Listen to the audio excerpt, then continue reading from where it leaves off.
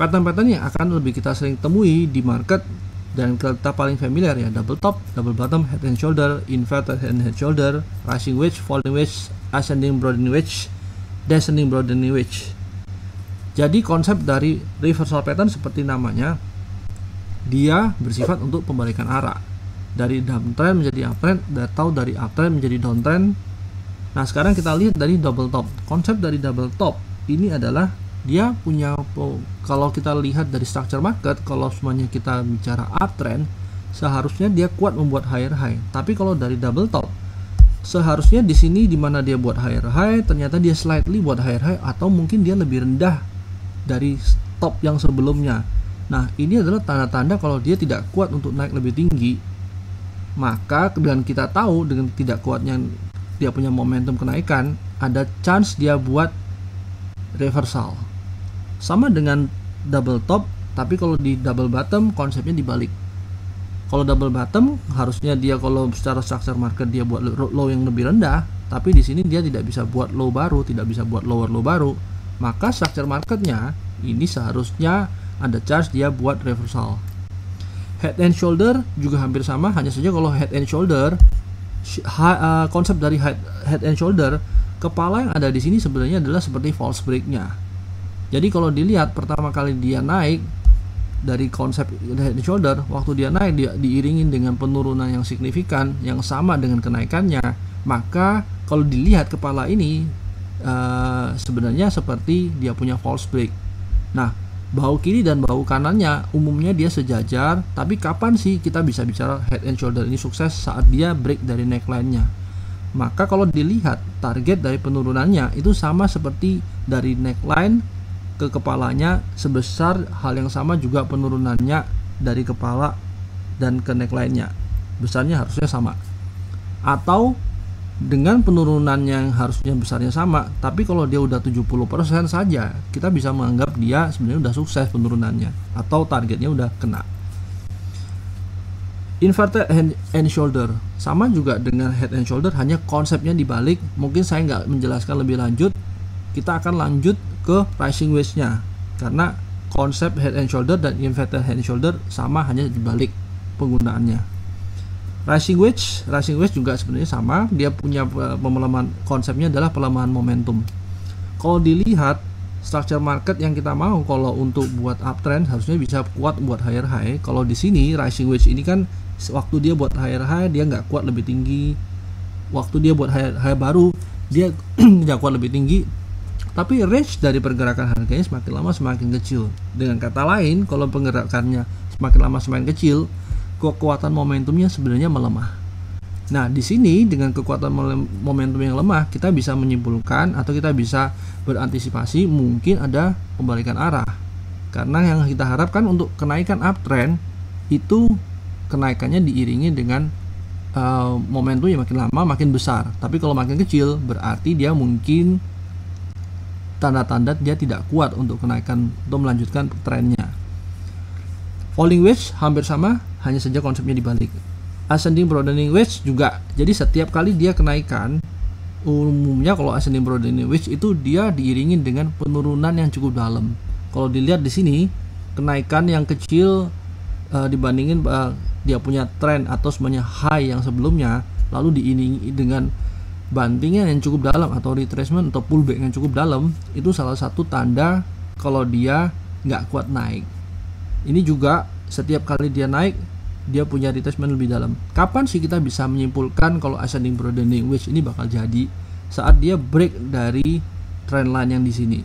Artinya saat dia break kita tahu penurunannya sampai kapan. Penurunannya sama dengan kenaikan momentum dia yang terakhir yang di sini.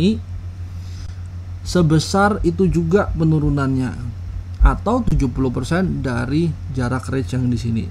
Descending broadening wedge juga sama, hanya saja konsepnya dibalik. Oke, ini untuk reversal patternnya.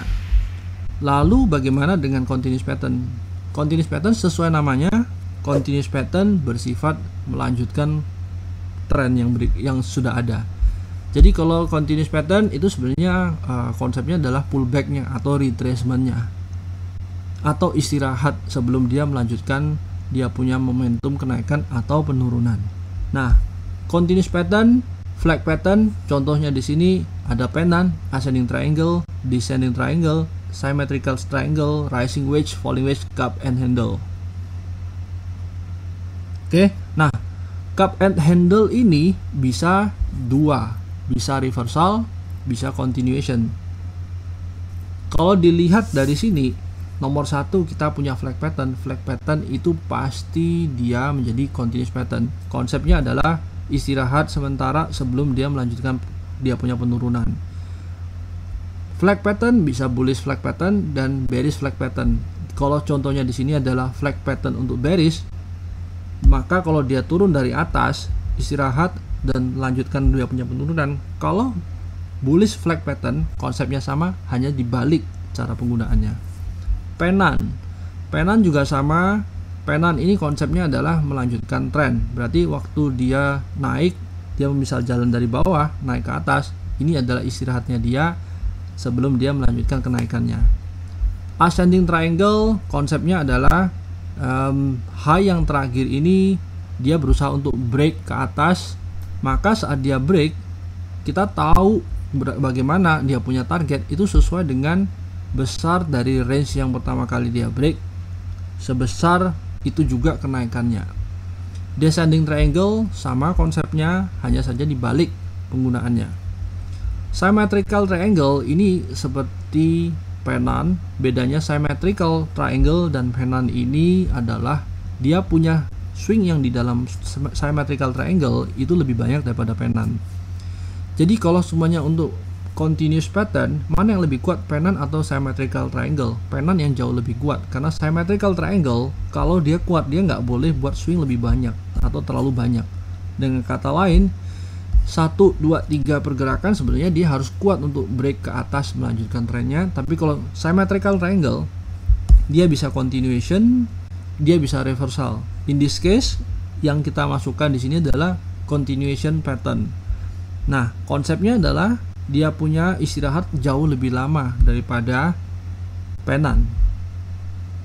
Kalau seumpamanya kita berharap tren ini naik, kita berharapnya kan bukan dia istirahatnya terlalu lama. Kita mau istirahatnya sebentar, lalu dia lanjutkan dia punya tren. Nanti bagaimana kita bisa melihat ini adalah continuous pattern atau dia sebenarnya reversal pattern, kita akan bahas berikutnya. Rising wedge juga sama. Rising wedge itu adalah pullback. Konsepnya adalah dia punya penurunan, istirahat, dan dia melanjutkan dia punya tren ke bawah. Nah, seberapa besar dia punya target profit atau target penurunannya itu kita bisa ukur dari pergerakan yang di sini. Yang awalnya kalau dia break dari dia punya trend line atau dia break dari dia punya pattern, maka target yang kita tahu adalah sebesar target yang ada di sini. Sama dengan rising wedge, kalau di falling wedge penggunaannya hanya untuk dia melanjutkan dia punya kenaikan. Kalau cup and handle itu sama juga, setelah ada pergerakan kenaikan dari downtrend menjadi uptrend, dia istirahat di sini lalu dia break dari dia punya neckline, maka pergerakan yang ada atau target yang akan dicapainya adalah sebesar dia punya pergerakan dari low-nya ke neckline-nya di sini. Jadi bagaimana sih kita mau menggunakan chart pattern atau continuous pattern ini kalau memang ada beberapa yang double agent. Double agent itu seperti ini. Rising wedge itu double agent, bisa continuous, bisa reversal. Ascending broadening wedge itu bisa double agent, bisa continuous, bisa reversal. Symmetrical triangle itu bisa double agent, bisa continuous dan bisa reversal. Jadi kalau semuanya secara umum, kalau memang dia reversal, yang paling mudah kita lihat adalah head and shoulder dan double top or double bottom. Nah, sekarang bagaimana kita mau menggunakan informasi yang kita punya dari konsep-konsep yang kita punya ini? Sama dengan kalau kita belajar sebelumnya ada di Dow Theory, market fase. Kalau kita lihat dari market fase kalau untuk uptrend ada akumulasi, participation, dan excessive. Berarti kalau kita mau melihat market lagi uptrend, kita harus tahu dulu kita sedang berada di akumulasi, di partisipasi, atau eksesif. Karena dengan kita mengetahui ini lebih dulu, kita tahu pattern apa yang kita harapkan. Contoh, kalau kita lagi ada di akumulasi, maka pattern yang kita harapkan adalah pattern reversal. Either itu nanti terjadi double top, dia menjadi inverted head and shoulder, atau dia menjadi cup and handle, atau dia ada pattern falling wedge. Kalau kita ada di akumulasi, maka kita nggak mungkin berharap dia ada double top. Kalau di participation, berarti setelah dia keluar dari akumulasi, maka pattern-pattern yang kita harapkan adalah pattern-pattern continuation, seperti flag pattern, cup and handle pattern, falling wedge, yang semua arahnya adalah participation atau continuous. Bagaimana dengan eksesif? Eksesif juga sama. Kalau dia udah jenuh beli, berarti pattern-pattern yang kita expect itu berarti adalah pattern-pattern reversal. Kalau dia eksesif, berarti pattern yang kita harapkan seperti double top, inverted cup and handle, head and shoulder, atau rising wedge. Nah, itu adalah pattern-pattern yang kita harapkan saat kita berada di market fase waktu uptrend, tapi ada di uptrend yang paling akhir, berarti excessive market fasenya. Nah, bagaimana dengan bearish? Kalau bearish juga sama, distribution. Kalau distribution dan excessive ini hampir sama, jadi yang kita harapkan juga reversal. Kalau di panic selling, yang kita harapkan adalah continuous. Kalau di despair atau sama dengan akumulasi, berarti yang kita harapkan adalah reversal pattern. Jadi itu adalah konsep daripada chart pattern, bagaimana kita menggunakan chart pattern dari reversal pattern maupun continuous pattern, tidak lepas dari bagaimana kita mendeteksi kita sedang diakumulasi, dipartisipasi, atau di eksesif, kita diakumulasi atau di distribusi. Hal yang paling mudah untuk kita belajar pattern adalah bagaimana kita melihat titik yang paling rendah atau titik paling tinggi. Contohnya kalau dari kemarin kita sempat mengalami krisis di tahun 2020, maka kalau kita lihat apa sih tanda-tanda pembalikan arah, berarti apa sih tanda-tanda reversal, berarti waktu itu kita berharap waktu kita akumulasi pattern apa yang bakal terjadi. Sebagai contoh, di sini ada wood integral. Nah, kapan sih kita tahu dia akan berbalik arah? Berarti kapan sih kita tahu atau pattern apa yang kita harapkan waktu dia berbalik arah? Double top, inverted head and shoulder, atau misalnya falling wedge. Nah, kalau kita lihat di sini ada double top. Setelah double top, dia break dari trend line-nya, maka kita tahu targetnya kemana. Sebesar dia punya pergerakan dari low ke neck-nya, itu adalah target dia. Lalu setelah dia diakumulasi, harusnya kan kita ke public participation. Berarti yang kita harapkan adalah pattern-pattern continuation. Nah, kalau kita lihat di sini ada descending broadening wedge. Nah, artinya kalau semuanya descending broadening wedge, ini pattern ini mengarah ke atas. Nah, sebenarnya kalau kita lihat akan ada banyak pattern-pattern lain, tapi konsepnya adalah continuation. Berarti kita berharap continuation di sini, continuation di sini, continuation di sini, continuation di sini. Nah, konsepnya adalah structure marketnya itu harus uptrend. Berarti kalau kita lihat harusnya buat higher low, di sini higher low, higher low, higher low, higher low. Nah, sekarang kalau kita berharap ini masih, kalau kita melihat ini adalah fase masih continuation, berarti kita berjaga-jaga kalau ini pattern akan membuat pattern continuation. Nah, pattern continuation apa yang terjadi di sini? Kemungkinan akan terjadi pattern continuation triangle, symmetrical. Ini kalau dari wood.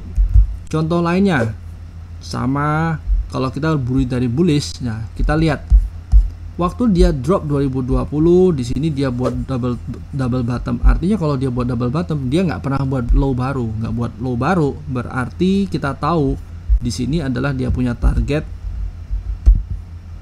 sebesar Oke, kita lihat sebesar kenaikan yang di sini. Berarti kalau kita tahu ini kenapa kok lebih kecil, karena kita menggunakan logaritmik ya. Berarti pergerakan yang di sini misalnya berapa persen, maka di sini harusnya persennya sama. Ya, minimal dia sebesar ini untuk target profitnya. Lalu kita lihat kapan sih dia mulai jenuh beli. Nah, kalau dilihat jenuh beli, di sini ada pattern rising wedge. Nah, rising wedge kalau di fase eksesif berarti dia menjadi pattern reversal. Nah, kalau dilihat waktu dia ada rising wedge di sini, sebenarnya dia buat low, higher low, higher low, dan higher low berikutnya. Artinya waktu dia terjadi di sini, kita udah mulai antisipasi mungkin dia akan jatuh. Berarti kalau ini adalah akumulasi, ini adalah partisipasi, maka di sini adalah eksesifnya. Nah, kalau di INKP gimana? Nah, waktu di INKP sama waktu kita drop dari sini, kalau kita berharap dia naik, berarti yang kita harap adalah continuous pattern yang menunjukkan dia nggak pernah buat lower low baru. Nah, dilihat di sini, kalau di time frame kecilnya ini akan menjadi flag pattern, ini menjadi symmetrical triangle, ini menjadi penan, di sini menjadi descending broadening wedge, di sini menjadi rising wedge, berarti itu adalah akhir dari tren. So dengan ini kita tahu, dengan kita melihat pelemahan momentum, berarti mungkin terjadi akhir dari satu tren.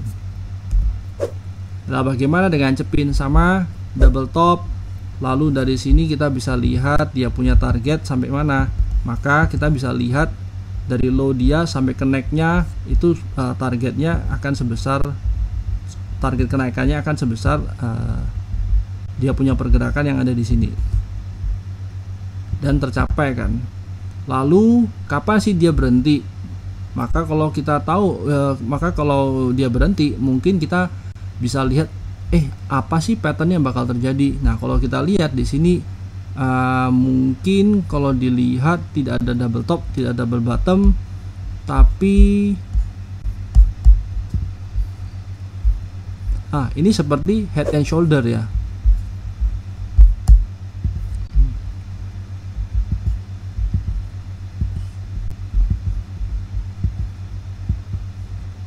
Nah, ini adalah head and shoulder tapi kelihatannya lebih jelas di time frame yang lebih kecil. Makanya kalau kita pakai chart pattern, kita sebenarnya sebaik mungkin mulai dari time frame yang lebih besar, karena dia kelihatan lebih jelas. Nah, BBTN sama, waktu dia turun, kapan sih terjadi pelemahan penurunannya? Kita bisa lihat di sini ada falling wedge. Artinya kalau falling wedge ini dia reversal kalau dia di bawah ya. Berarti kalau diakumulasi, kita berharap pattern-pattern reversal, falling wedge, inverted hand shoulder, atau dia ada cup and handle, atau ada double bottom. Nah, in this case terjadi kan falling wedge. Berarti ada pelemahan momentum yang menunjukkan dia mungkin akan berbalik arah. Lalu waktu dia naik, participation, ada penan, ada flag, di sini ada cup and handle, dan seterusnya. Nah, kita lihat kapan sih dia akan melemah momentumnya. Nah, kalau dilihat di sini sebenarnya momentumnya lemah waktu dia di sini itu ada seperti rising wedge.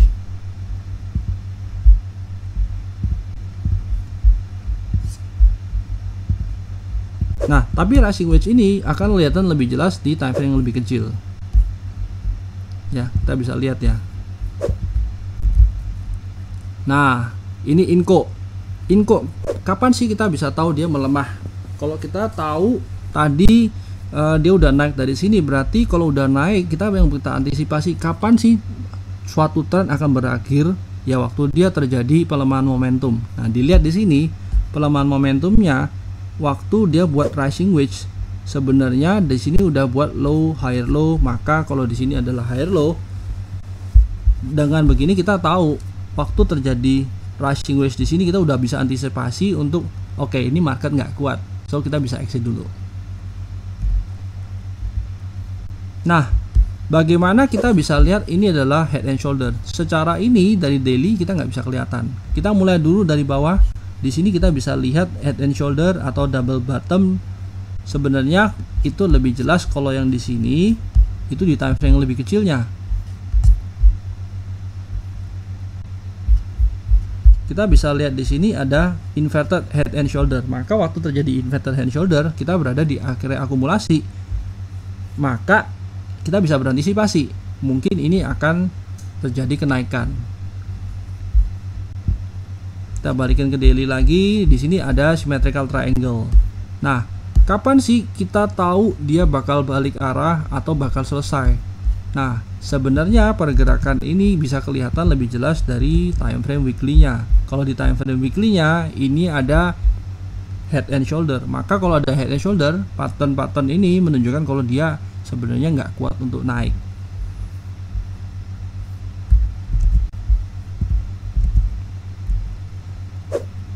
Oke, berikutnya juga ada base ya. Kita lihat waktu dia turun, dia buat double bottom, lalu symmetrical triangle, lanjut dilanjutkan dengan selesai trennya waktu ada rising wedge. Maka setelah dia selesai keluar dari rising wedge, dia punya penurunan, targetnya adalah sebesar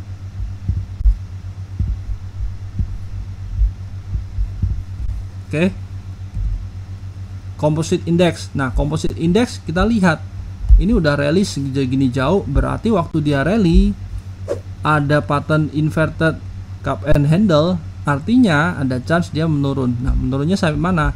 Sebesar mangkuknya connect-nya. Jadi worst scenario kita bisa berantisipasi mungkin penurunannya sampai di sini, dan kebetulan di sini ada support. Nah, apakah ini bakal ke sini? Kita nggak pernah tahu. Tapi kalau seumpamanya kita berharap dia naik, yang kita harapkan adalah dia membuat akumulasi baru, atau dia akan membuat pattern-pattern reversal seperti inverted head and shoulder, atau dia ada double bottom, atau dia ada falling wedge misalnya. Jadi itu cara kita menggunakan combine apa yang kita lihat bakal terjadi dengan apa yang kita expect dari pattern. WG juga sama ya, kalau dilihat ya. Di sini waktu naik dia buat double bottom, targetnya tercapai, lalu di sini ada continuous pattern sampai pada akhirnya dia buat rising wedge, yang berarti dia akhir dari suatu tren atau kemungkinan terjadi tren, dan ternyata terjadi waktu di sini dia drop. Maka waktu kita punya kenaikan yang di sini, penurunannya juga akan sebesar kenaikan yang ada di sini dan terjadi. Oke, jadi itu contoh bagaimana kita menggunakan chart pattern klasik dan kapan kita bisa mengharapkan pattern ini akan terjadi apa. Itu tidak lepas dari kita mendeteksi kira-kira kita sedang ada di mana, akumulasikah, partisipasikah, atau eksesifkah.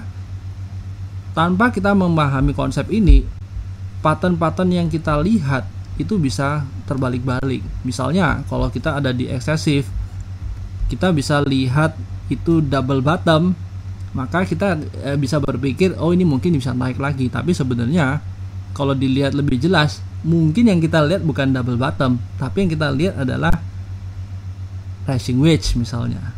Nah, kita harus lebih latihan lagi untuk soal menggunakan chart pattern. Oke, semoga lebih jelas dan semoga tidak membingungkan. Kita ketemu lagi di video berikutnya di materi yang lain.